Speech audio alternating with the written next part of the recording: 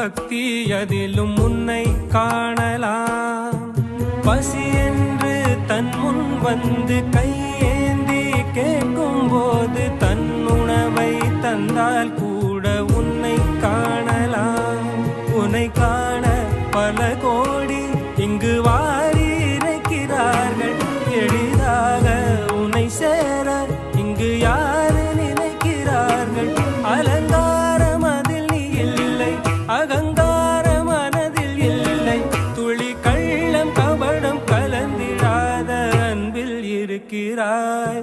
உணர்ந்தேன் உனையே